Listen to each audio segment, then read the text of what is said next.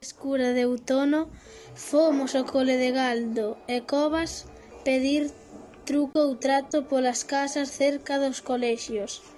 Éramos moitos e entonces perdéronse bastantes nenos, porque cando chegamos non había luces. Estábamos en San Andrés de Teixido. Fomos a San Andrés de Teixido e alí atopamos a Santa Compaña. Todo era moi escalofriante e aterrador, pero a Santa Compaña comezou a perseguilos para facelos pequeños e levalos nun saco a todos. Nese momento comenzaron a correr, pero a Santa Compaña pillounos antes de que se deran conta e metéronnos nuns sacos.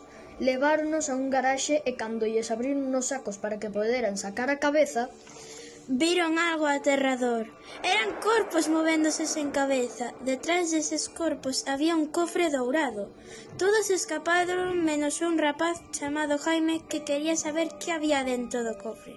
Abriu no moi despacio de repente. Cando se deron conta, viron que estaban separados. Entón todos foron correndo hasta a capela, onde os esperaba a Santa Compaña. Esa procesión rodeou os nenos. Eles, moi asustados, intentaron facer un plan rápido, pero non lles funcionou. A Santa Compaña estaba cada vez máis e máis preto. Ata o punto que os nenos tiveron que enfrentalos. Algúns viron que dentro do cofre estaban todas as cabezas que lles faltaban aos corpos.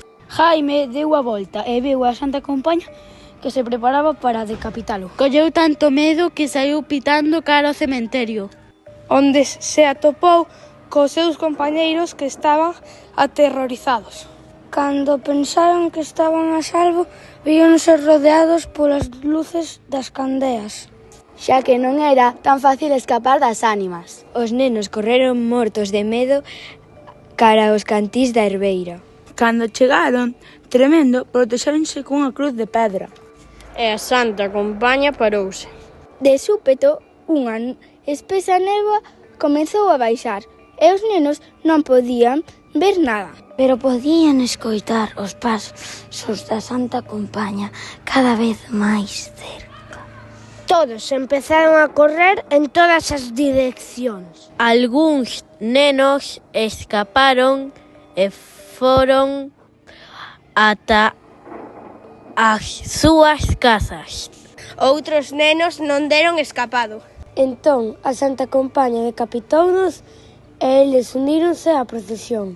Conta a lenda que a Santa Compaña segue perseguindo aos que escaparon. Fin.